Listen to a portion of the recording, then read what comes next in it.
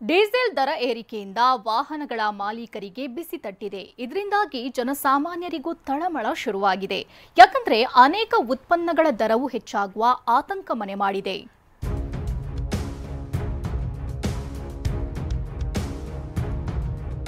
Diesel ಮಾರಿ ಎಲ್ಲ ಏರಿಕೆ ಮಾಡ್ಕೊಳ್ತಾರೆ. ಎಲ್ಲ ಪ್ರೈಸಸ್ ಜಾಸ್ತಿ ಆಗ್ಬೋದು ಅಂತ ಮತ್ತೆ ಬಾಡಿಗೆಗಳಿಲ್ಲ, ಎಲ್ಲ ಫ್ರೀ ಬಸ್ ಏನಿದೆ ಅದೇ ಬಾಡಿಗೆ ಇಸ್ಕೋಬೇಕು, ಇಲ್ಲಾಂದ್ರೆ ಅಂಗಡಿ ಬಿಟ್ಟು ಹೋಗೋ ಅಂತಾರೆ. ಮತ್ಯಾವ ವಸ್ತುಗಳ ದರ ಹೆಚ್ಚಾಗುತ್ತೋ ಮತ್ಯಾರಿಗೆಲ್ಲ ಬಿಸಿ ತಟ್ಟುತ್ತೋ ಗೊತ್ತಿಲ್ಲ. ಡೀಸೆಲ್ ದರ ಏರಿಕೆಯನ್ನೇ ಮುಂದಿಟ್ಟುಕೊಂಡು ಹಲವು ವಸ್ತುಗಳ ಬೆಲೆ ಹೆಚ್ಚಿಸಲು ಹಲವು ಉತ್ಪಾದಕರು ಸಜ್ಜಾಗುತ್ತಿದ್ದಾರೆ. ಇದರಿಂದಾಗಿ ಜನಸಾಮಾನ್ಯರಿಗೆ ತಲೆ ಬಿಸಿ ಉಂಟಾಗಿದೆ. ಡೀಸೆಲ್ ದರದಲ್ಲಿ 2 ರೂಪಾಯಿ ಹೆಚ್ಚಳ, ಜನಸಾಮಾನ್ಯರಲ್ಲಿ ಮತ್ತಷ್ಟು ಬೆಲೆ ಏರಿಕೆಯ ತಳಮಳ. ರಾಜ್ಯದಲ್ಲಿ ಇಂದಿನಿಂದ ಡೀಸೆಲ್ ದರದಲ್ಲಿ 2 ರೂಪಾಯಿ ಏರಿಕೆಯಾಗಿದೆ. ಡೀಸೆಲ್ ಮೇಲಿನ ಮಾರಾಟ ತೆರಿಗೆಯನ್ನ ರಾಜ್ಯ ಸರ್ಕಾರ %18.44ರಿಂದ %21.17ಕ್ಕೆ ಹೆಚ್ಚಿಸಿದೆ. ಇದರಿಂದಾಗಿ ಪ್ರತಿ ಲೀಟರ್ ಡೀಸೆಲ್ ದರ 2 ರೂಪಾಯಿ ಏರಿಕೆಯಾಗಿದ್ದು, ರಾಜ್ಯದಲ್ಲಿ ಡೀಸೆಲ್ ದರ 91 ರೂಪಾಯಿ ದಾಟಿದೆ. ವಾಹನ ಚಾಲಕರಿಗಂತೂ ಇದರಿಂದ ಬರೆ ಎಳೆದಂತಾಗಿದೆ. ಮಾಮೂಲಿ ಡೀಸೆಲ್ ರೇಟ್ ಎಲ್ಲ ಜಾಸ್ತಿ ಮಾಡ್ಕೊಂಡು ಹೋಗ್ತಾರೆ. ಎಲ್ಲ ಬಾಡಿಗೆ ನೋಡ್ರೆ ಮೊದಲೇ ಬಾಡಿಗೆಗಳಿಲ್ಲ, ಟ್ಯಾಕ್ಸ್ಗಳು ಎಲ್ಲ ಇದು ಮಾಡ್ಕೊಂಡು ಹೋಗ್ತಾರೆ.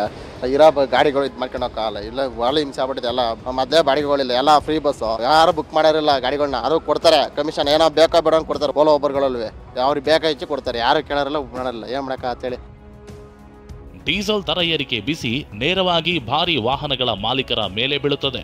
ಆದರೆ ಈ ಕಾರಣವನ್ನೇ ಮುಂದಿಟ್ಟುಕೊಂಡು ಸಾಗಣೆ ವೆಚ್ಚದ ನೆಪದಲ್ಲಿ ಅನೇಕ ವಸ್ತುಗಳ ದರವನ್ನ ಹೆಚ್ಚಿಸಲಿದ್ದಾರೆ. ಹೀಗಾಗಿ ಅನೇಕ ಅಗತ್ಯ ವಸ್ತುಗಳ ಬೆಲೆಯೂ ಜಿಗಿತವಾಗುವ ಸಾಧ್ಯತೆ ಇದೆ. ಹಾಗಿದ್ರೆ ಡೀಸೆಲ್ ದರ ಏರಿಕೆಯಿಂದ ಯಾವೆಲ್ಲ ವಸ್ತುಗಳ ಮೇಲೆ ಪರಿಣಾಮ ಬೀರಲಿದೆ ಅಂತ ನೋಡಿದ್ರೆ,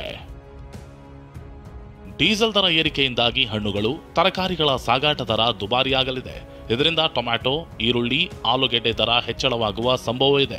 ಹಾಗೆ ಆಹಾರ ಧಾನ್ಯಗಳು, ದ್ವಿದಳ ಧಾನ್ಯಗಳ ಸಾಗಣೆ ವೆಚ್ಚ ಏರಿಕೆಯಾಗಲಿದ್ದು, ಗೋಧಿ, ಅಕ್ಕಿ, ದ್ವಿದಳ ಧಾನ್ಯಗಳ ಬೆಲೆ ಹೆಚ್ಚಾಗಬಹುದು. ಇನ್ನು LPG ಸಿಲಿಂಡರ್ಗಳ ಸಾಗಣೆ ವೆಚ್ಚ ಹೆಚ್ಚಲಿದ್ದು, ಇದರ ಹೊರೆ ಗ್ರಾಹಕರಿಗೆ ವರ್ಗಾವಣೆಯಾಗುವ ಸಾಧ್ಯತೆ ಇದೆ. ದೂರದ ಊರುಗಳಿಂದ ಬರುವ ಖಾದ್ಯ ತೈಲಗಳ ದರ ಏರಿಕೆಯಾಗಬಹುದು. ಸಿಮೆಂಟ್, ಕಬ್ಬಿಣ, ಮರಳು ಸೇರಿ ನಿರ್ಮಾಣ ಸಾಮಗ್ರಿಗಳ ದರ ಹೆಚ್ಚಳ ಆಗಬಹುದು. ಟ್ಯಾಕ್ಸಿ, ಆಟೋಗಳ ಪ್ರಯಾಣ ದರ ಕೂಡ ಹೆಚ್ಚಳ ಆಗಬಹುದು. ಕೊರಿಯರ್ ಸೇವೆ, ಇ-ಕಾಮರ್ಸ್, ವಿತರಣಾ ಶುಲ್ಕ ಹೆಚ್ಚಳವಾಗುವ ಸಾಧ್ಯತೆ ಇದೆ. ಬಿಸ್ಕತ್, ತಿಂಡಿಗಳು ಮತ್ತು ಸಂಸ್ಕರಿಸಿದ ಆಹಾರಗಳ ಬೆಲೆ ಕೂಡ ಏರಿಕೆಯಾಗುವ ಸಾಧ್ಯತೆ ಇದೆ. ಬಟ್ಟೆ, ಪಾದರಕ್ಷೆ ಸೇರಿ ಇತರ ಉತ್ಪನ್ನಗಳ ದರಗಳ ಮೇಲೆಯೂ ಪರಿಣಾಮ ಬೀರಲಿದೆ.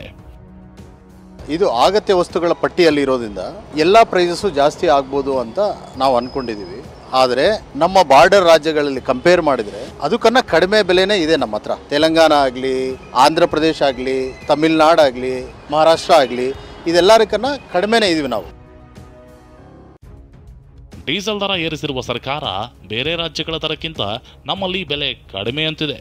ಆದರೆ ಸಾಲು ಸಾಲು ವಸ್ತುಗಳ ಬೆಲೆ ಏರಿಕೆಯಿಂದ ಜನರು ದಿಕ್ಕೆಟ್ಟಿರೋದಂತೂ ನಿಜ.